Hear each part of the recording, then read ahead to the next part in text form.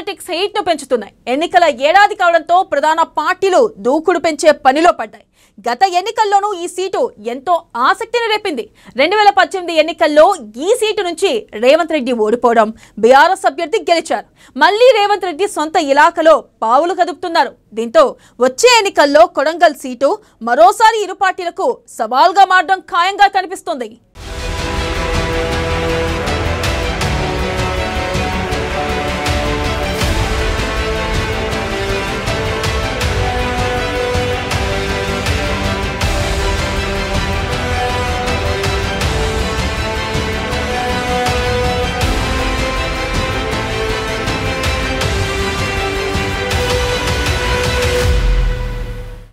Hate పెంచుతున్న కొడంగల్ రాజకీయం.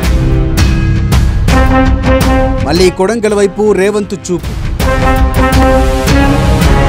గురునాథరెడ్డి చేరికతో రేవంత్కి పెరిగిన బలం. పట్నం నరేందర్ రెడ్డి చెక్ పెట్టేలా రేవంత్ వ్యూహాలు. ఇరు పార్టీలకు సవాలుగా మారిన కొడంగల్ సీటు. కొడంగల్లో గెలిచి తీరాలని హస్తం ప్లాన్. గురునాథరెడ్డికి ఎమ్మెల్సీ ఆఫర్ ఇచ్చిన అధిష్టానం. రేవంత్ గెలుపు ఈజీయే అంటున్న సర్వే.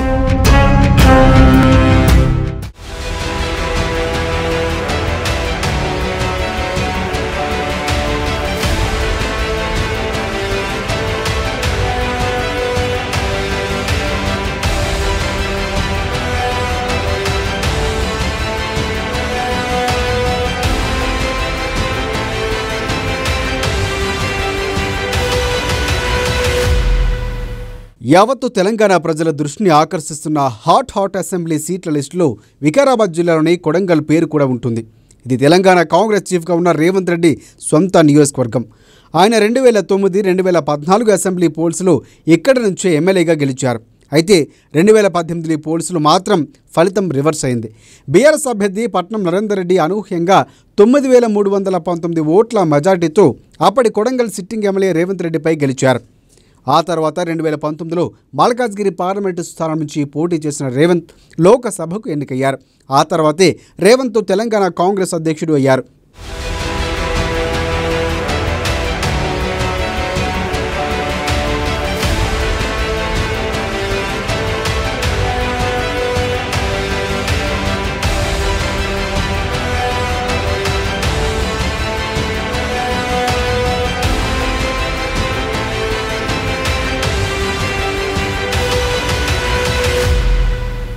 తెలంగాణ కాంగ్రెస్ పగ్గాలు తన చేతిలో ఉన్న ప్రస్తుత తరుణంలో మళ్లీ కొడంగల్పై రేవంత్ రెడ్డి ఫోకస్ పెట్టారు. గతంలో ఎన్నికల ప్రచారాన్ని రేవంత్ రెడ్డి ఎంతో సెంటిమెంటుతో బొమ్రాజ్పేట్ మండలం మదనపల్లి నుంచే ప్రారంభించేవారు. వచ్చే ఎన్నికల్లో అక్కడ నుంచే బరిలోకి దిగుతున్నామనే సిగ్నల్స్ కూడా ఇచ్చేలా ఇటీవల మదనపల్లిలో హాత్ సే హాత్ జోడో యాత్రను ఆయన నిర్వహించారు. వచ్చే పోల్స్లో కొడంగల్ నియోజకవర్గంలో ప్రధాన పోటీ Revanth, BRS sitting MLA Patnam Narender Reddy మధ్య ఉంటుందని రాజకీయ పరిశీలకులు అంటున్నారు. బీజేపీకి కొడంగల్లో పరిస్థితులు అనుకూలంగా లేవని తేల్చి చెబుతున్నారు.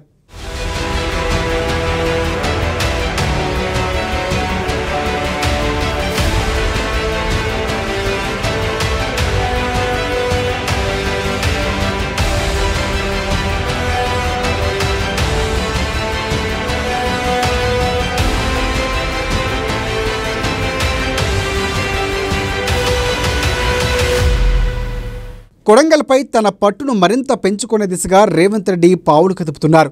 ఈ క్రమంలోనే ఒకప్పుడు తాను టీడీపీలో ఉన్నప్పుడు ప్రధాన రాజకీయ ప్రత్యర్థిగా నిలిచిన కొడంగల్ మాజీ ఎమ్మెల్యే గురునాథ్ రెడ్డిని కొన్ని రోజుల క్రితమే కాంగ్రెస్లో గూటిలోకి చేర్చుకున్నారు.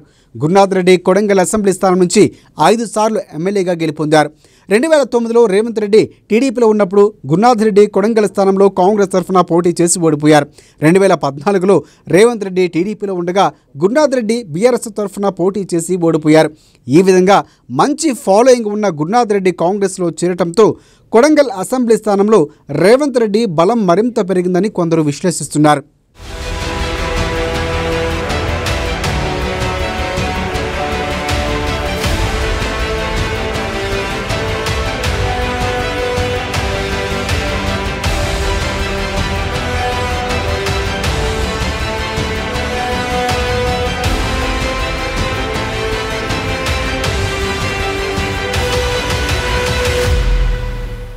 ఇది నానాడికి ఒకవైపు మాత్రమే.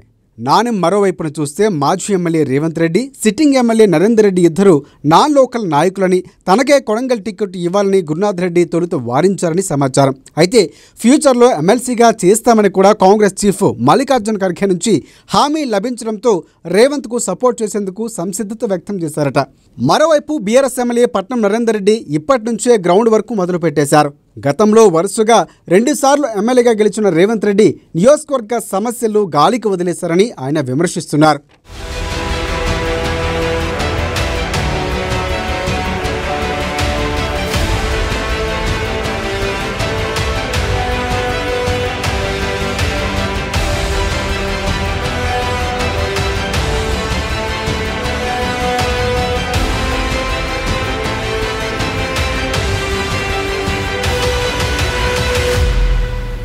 కర్ణాటక సరిహద్దుల్లో ఉన్న కొడంగల్ నియోజకవర్గంలో రాజకీయాలు మిగతా ప్రాంతాల కంటే డిఫరెంట్గా ఉన్నాయి. 1952లో ఏర్పడిన ఈ నియోజకవర్గంలో ఇప్పటి వరకు 16 సార్లు ఎన్నికలు జరిగితే 6 సార్లు కాంగ్రెస్ పార్టీ, 5 సార్లు టీడీపీ, ఒక్కసారి బీఆర్ఎస్ అభ్యర్థులు ఎమ్మెల్యేగా గెలిచారు. మొదటి నుంచి తెలంగాణలో బాగా వెనుకబడిన ప్రాంతంగా కొడంగల్కు పేరుంది. రాష్ట్రానికి మారుమూల ఉండే ఈ ప్రాంతం ఇప్పటికే అనేక సమస్యలను ఎదుర్కొంటోంది.